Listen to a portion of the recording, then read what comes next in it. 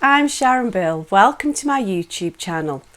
Why is it that scales and technical exercises are something that we groan at the thought of, and it's something that we tend to avoid or just bolt on to our practice time as just a tiny little obligatory extra? And it's a shame really, because not only are we missing something that is truly beneficial, but it's also quite therapeutic and enjoying. Once you've got the notes under your fingers, that's only the first part of the story. We think that when we can just about get our fingers around the notes, we think that we've just about got that scale sorted, job done. Well, really, that's not the case at all. Really, when we've got our fingers around the notes and we've just about got the notes into our system, that's just the first part of the story. And then the whole world opens up to us. Then we can get going. I was rummaging through some old files and I came across this piece of history, and this is my scales practice list from when I was doing my grade 8 piano. And this is back in the day. This is really funny. It's decades old. It's even getting little mould stains or blemishes on the bottom of the page through age. Gosh, that makes me laugh. And this is my master copy that I wrote out by hand. There's even little Tipp-Ex marks. Those were the days, hey. And before the days when we had printers and copiers easily to hand, I remember I wrote this master copy out and just left the key empty and gave all the different permutations. And then I remember going to the local library and 10p a sheet, photocopying it over and then penciling in each key, working chromatically through the scale so that each scale system was done in all its permutations. And that was my practice list for my grade 8. And it got me thinking, because kind of that's mostly all that I did, and that in itself was quite a lot, I'll grant you. However, I did have a copy of the Hanon. This is for my piano, of course. And at the time, I went to my music shop. You know, you didn't just go online and have a browse. And I just said, I need a copy of Hanon. And the only thing that they could get for me was this German edition. And so, not speaking German, I didn't understand any of the forward or any of the directions. I was surprised, and I think I was just a little overwhelmed, because not only were there 60 technical exercises, and I just gave up before I started back then, but there were also about 10 different variations of each one. And I just became so overwhelmed, and I perhaps did the first 2 or 3 without any of the variations and just gave up. And it wasn't until years later, in fact I'm saying this to myself as much even now, and then I finally got an English version and read the English forwards and perhaps understood a little bit better. But in this English version, it just got just the basic exercises, and I felt that this was more manageable. Scales and technical exercises are so vitally important, and that makes it sound like it's a terrible job to do. It's actually really quite therapeutic once you dig into it. But if you imagine that you've got some building work to do on a high roof, and if you don't do your scales and technical exercises, whatever instrument it is that you play, it would be like trying to attempt these repairs and this building work with nothing but a long, thin, wobbly ladder. And as you're trying to do the maintenance and the building work, you'll be spending more of your time actually worrying about the wobbly ladder underneath, and you'll be shaking and wobbling, and you'll be very risky about falling off. Whereas if you spend some time to build some decent scaffolding, you've then got a firm foundation to then concentrate on the job in hand, and your job will be so much easier. Imagine that your scales and technical exercises are that scaffolding, and once you've got that in place, you've then got all of the skills, like the nuts and bolts at your command, to then address the pieces. In fact, I did once, years and years ago, know of a brass teacher who wouldn't even allow any of her pupils to play any of the pieces in a grade until they'd mastered all of the scales, so you couldn't even start the pieces until you'd done the scales. And whilst I think that's a little harsh and rigorous, I do understand the principle behind it, because once you've got the scales under your fingers, you've then got the notes. And I think that's particularly true with instruments outside of the piano. For example, the flute, if you can play the scales, you've got those notes in your embouchure, you've got the fingering, you know what you need to play, and then they're there for you to just drop into the pieces. It's a little daunting though, I do grant you, because as I was glancing through all of the books that I've got, and none of them, I'm afraid, are falling apart through complete overuse. So we've got the Hanon, and you know, that's never ending, and it makes me laugh. I love the language, the archaic language, once I've got the English version, how we're sort of prescribed to as a student. And it says here, to obtain the good results which we promise those who study this work, it is indispensable to play daily at least once the exercises already learned. Well, that's all well and good, but if you've learned 30 exercises, there is no way I could be playing 30 Hanon exercises every day just to keep them maintained. So I think that's a little idealistic. Maybe we can rotate round them so they all sort of stay fresh and we keep the dust off them, as it were, but I don't think we can do every one every single day.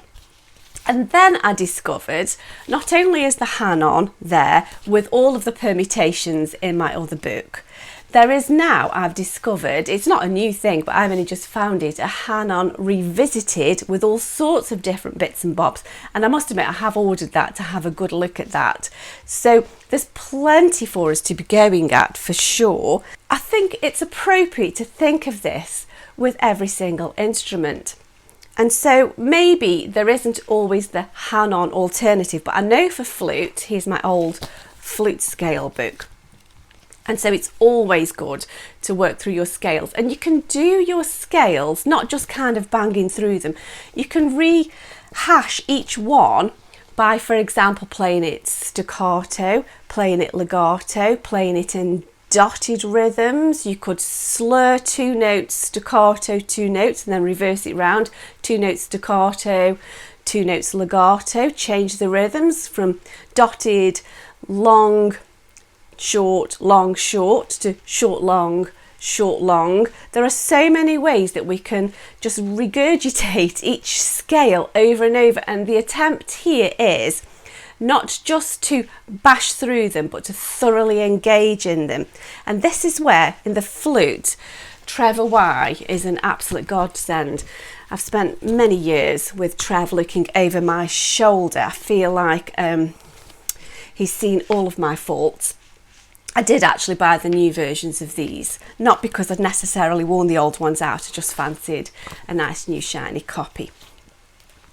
But you know, for example, there's the tone, there's the technique, there's a whole series of these books to get your, you know, your tone quality improved, or to get your fingers working so that you're not scooping in between the notes. And at the beginning of his book, he gives a disclaimer, or it's a guarantee, but it's only a guarantee under certain circumstances, because it says possession of this book is no guarantee that you will improve on the flute. We do have a knack, don't we, of just buying the book and leaving it on the shelf. And I'm saying this to myself as much as anybody else. He says, there is no magic in the printed paper, but if you have the desire to play well and put in some reasonable practice, and so you can't just say, well, I've done 10 minutes, that'll do. If you really commit to it, you cannot fail to improve. It is simply a question of time, patience and intelligent work. And if you're going to do the exercises as if you've got a train to catch, you're not going to get there. That's why I say it's also very therapeutic and enjoyable, because if you carve aside the time and just think, do you know, this next half hour, I am going to do nothing but exercises, scales, and I'm going to just concentrate on 1 or 2 keys, 1 or 2 exercises, and I'm really going to commit to giving it quality time and attention.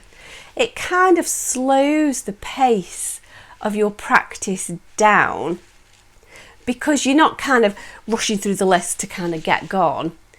Whatever happens, no matter how much or how little you do, you know you are sat at your instrument for that amount of time.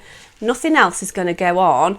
And so you just calm it all down, slow it all down, and just really commit to that time and quality at your instrument. There's a lot of information about mindfulness and just, taking times, different sorts of meditation or slowing your thought processes down. And I do think you can just put this in that category. So not only is it doing you good for your instrument, I think it's doing you good for your mind as well, because you're just taking time to just calm down and just play these notes. And I've called this vlog Step It Up. So on the one hand, yes, it's kind of step up your practice and dig in and do more, but I've called it Step It Up as well, because scale literally means step. So for example, you have scale on a ruler. It's to scale. We measure the steps, don't we? And it's all about next door notes in scales, isn't it? And you're just literally stepping up and down, stepping up and down, stepping up and down, this way, that way, the other way.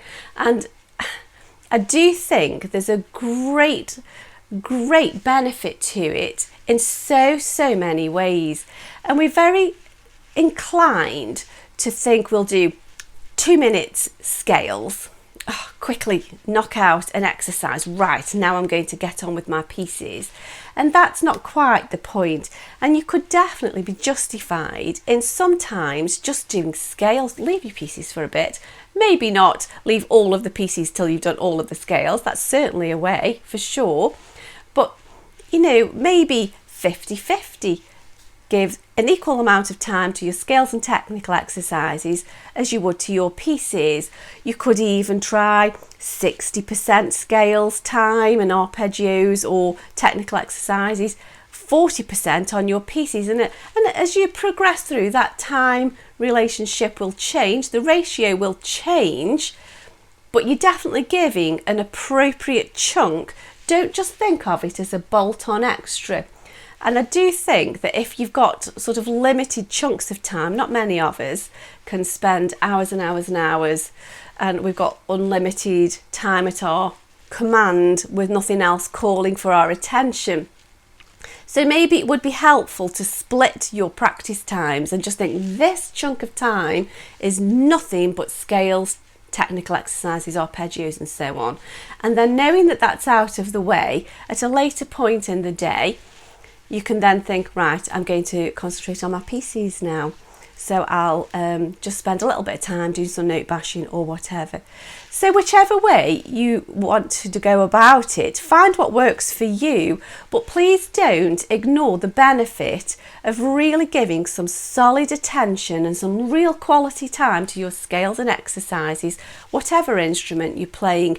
And you'll find the physical benefits as well as the technical benefits, because for example, if you've given loads and loads of time to your scales practice on a woodwind instrument, your lung capacity will be so vastly improved, your embouchure will be improved, your stamina for staying at your instrument for periods of time will be improved, and actually it improves your core strength and so on. So, there are so many physical benefits as well. If you're playing piano scales and technical exercises, your posture will improve, your finger strength will improve. There's so many benefits, and it's such a shame that we miss it and don't give it the credit it deserves.